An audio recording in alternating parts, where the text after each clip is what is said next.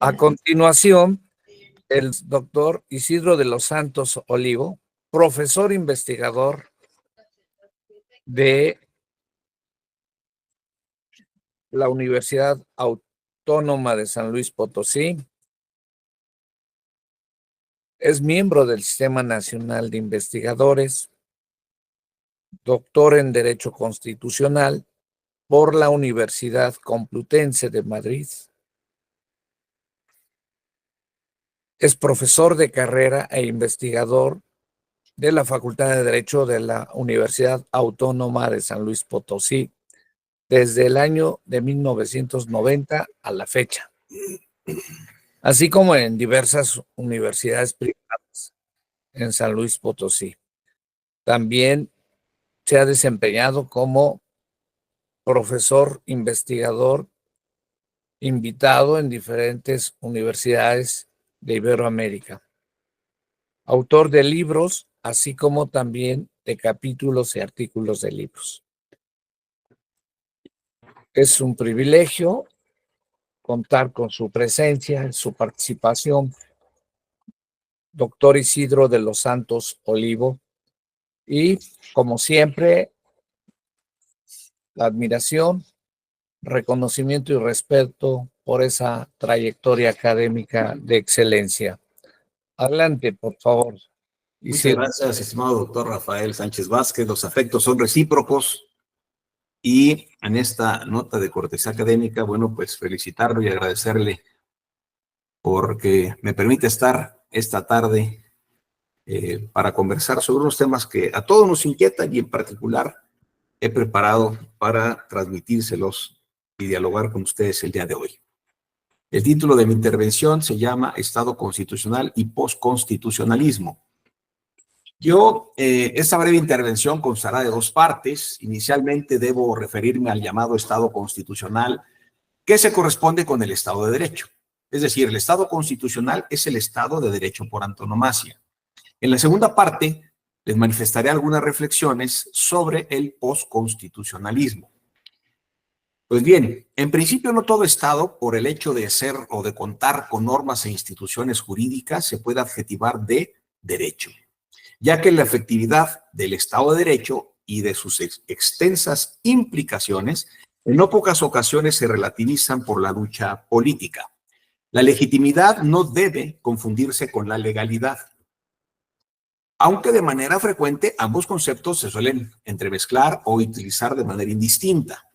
La legitimidad de la ley se quiere decir con esta expresión que la ley sea conforme a derecho, es decir, a lo justo, que esté bien construida, cuya distinción epistemológica arranca con los antiguos, y ya veíamos que la mitología griega, la palabra, el vocablo eunomía, era la diosa de las leyes y de la legislación, y correspondió a Aristóteles su desarrollo en su construcción epistémico-filosófica. En nuestros días, la eunomía debe entenderse como el buen orden, referido desde luego a un buen gobierno. Cuando la norma se construye sin sustento ético y o pretende dirigirse a favor de los intereses espurios, deviene el denominado derecho injusto o derecho de opresión, el cual si bien puede ser creado ajustándose a los procedimientos formales para su validez, lo que en la materialidad resulta es un orden jurídico conformado intencionalmente para la protección de pretensiones muchas veces mezquinas, particulares o grupales. Ante esto no se nos debe olvidar el viejo refrán hispano que señala que quien hace la ley hace la trampa. Hay que tener cuidado cuando se afirma que el Estado de Derecho es aquel regulado por normas e instituciones jurídicas.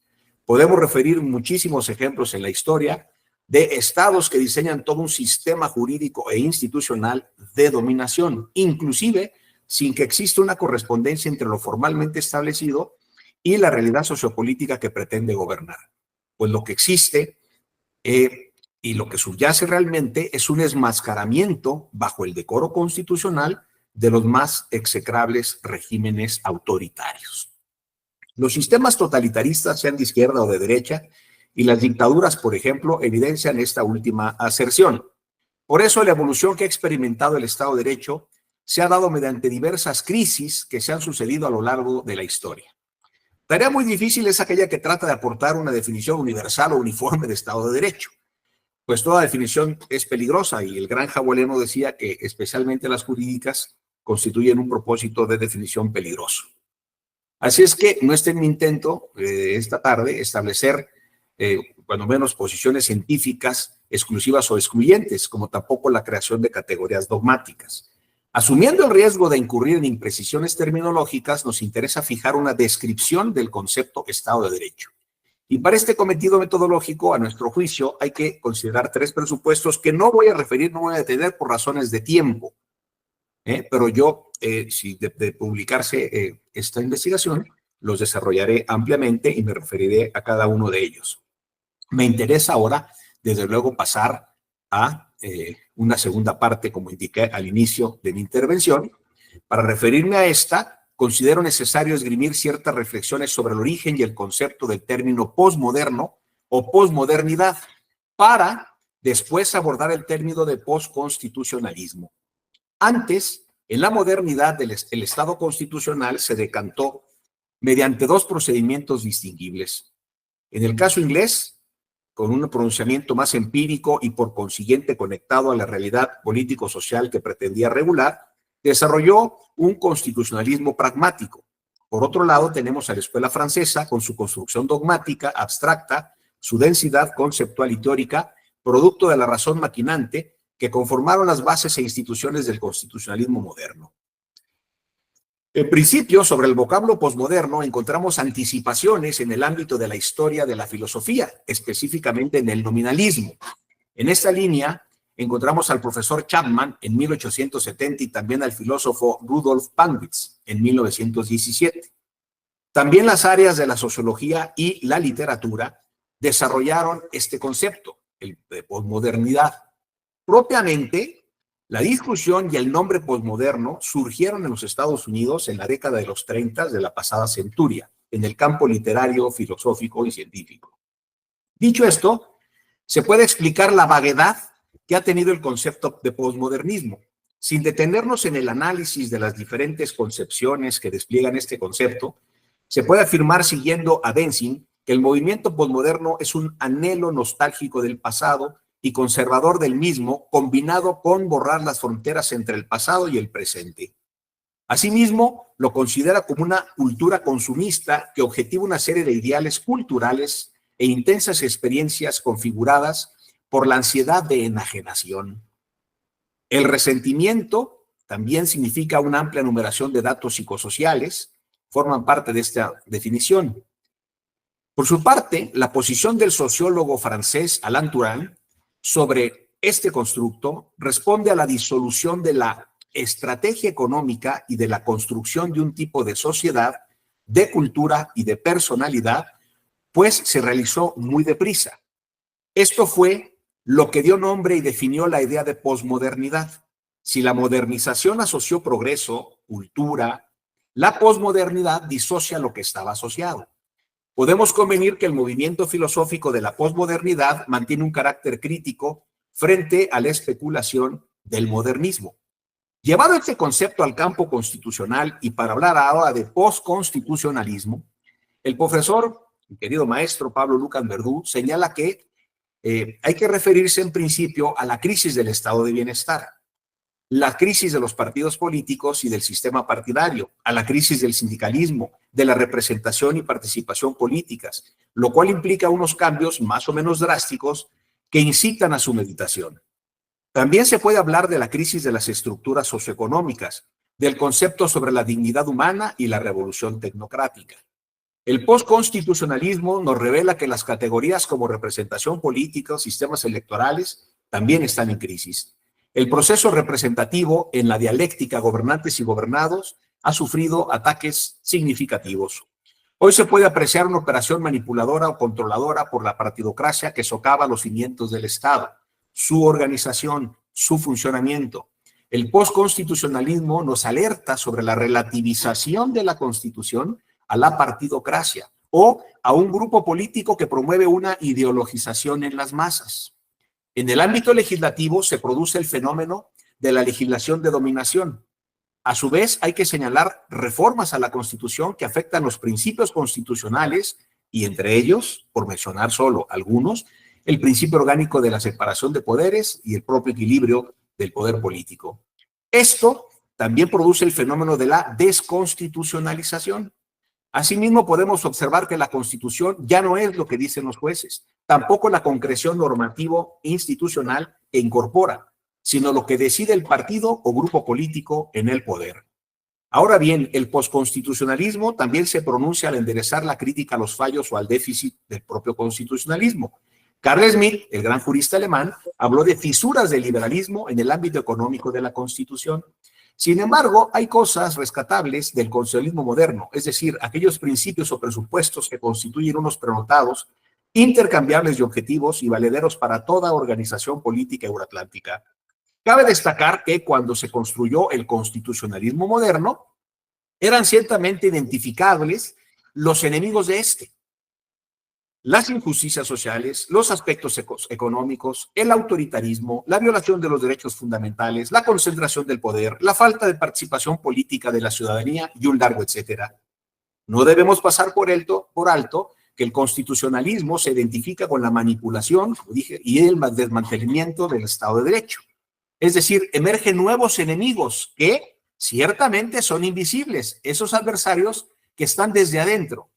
Dentro de esta manipulación tenemos a la hiperideologización del comunismo extremo, por ejemplo, promovido por un hipermarxismo que destruye las bases filosóficas y axiológicas del socialismo, de lo rescatable y ético, si es que queda alguna parte de ello. A mi juicio, habría que hablar de la socialdemocracia, porque también se produce una fragmentación de la izquierda, es decir, estamos ante otra manifestación o fenómeno de esta naturaleza del posconstitucionalismo, el mito de la izquierda.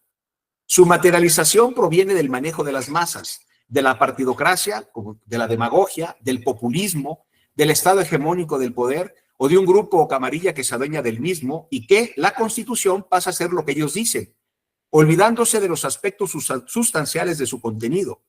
Esto produce asimismo un proceso de desconstitucionalización, o sea, de desesencialización del texto fundamental, que también cuadra con el posconstitucionalismo. Con la desustancialización de la Constitución se llegaría a un nihilismo constitucional producido por los iconoclastas. El Estado de Derecho está siendo acechado. De seguir con este proceso se llegaría a su aniquilación. ¿Qué seguiría? Intentar a toda luz en su rescate, lo que nos conduce ante un Lázaro constitucional. El cinismo político, y voy terminando, compañero profesor Sánchez Vázquez, de los iconoclastas, de los nuevos enemigos del Estado constitucional de derecho, se escudan en argumentos insostenibles, inadmisibles e irracionables, genera una especie de hipocresía y o aberración constitucional, propio y característico también del postconstitucionalismo. Esto no debe entenderse, a mi juicio, ni mucho menos significa que hay que enterrar a Montesquieu o a una serie de principios como la soberanía, la supremacía constitucional, el principio liberal, etcétera, etcétera. El problema es ese desconocimiento de la teoría de la Constitución como producto del momento posmoderno de incultura, de desconocimiento, de indiferencia, de inseguridad, de delincuencia organizada, de la incorporación a través de procesos o esquemas democráticos a miembros de la clase política que no toman en cuenta voces autorizadas o gente con amor e integración e integridad y amor a la patria. La única regla en la actualidad es la ausencia de reglas. La Constitución cierra lo que debe ser cerrado y constituye un mínimo de garantía para las minorías, que también están siendo acechadas, o para aquellos que no votaron por el grupo que accede al poder. La Constitución debe preservar su esencia jurídica, sus derechos fundamentales, el derecho a la propiedad, el derecho a pensar diferente, a la libertad de expresión, que en el amenazante postconstitucionalismo quedan en entredicho estas mínimas prestaciones constitucionales. Pasamos por momentos decisivos. Mientras el Estado constitucional se resiste a morir, el postconstitucionalismo despliega sus armas para destruirlo. Viene a mi memoria el ave fénix, pájaro fabuloso de la mitología griega que cada 500 años moría de su cadáver, ya descompuesto, emergía una nueva ave y así sucesivamente. Para los que somos creyentes, la resurrección es un misterio, un dogma religioso de esperanza. Llevado lo anterior al campo político constitucional, la secularización de la resurrección del Estado constitucional de derecho, una gran esperanza en el campo político social. Siempre autónoma por mi patria educaré. Muchas gracias. Muchísimas gracias, doctor Isidro de los Santos Olivo. Solo nos resta expresarle nuestro respeto, afecto y admiración.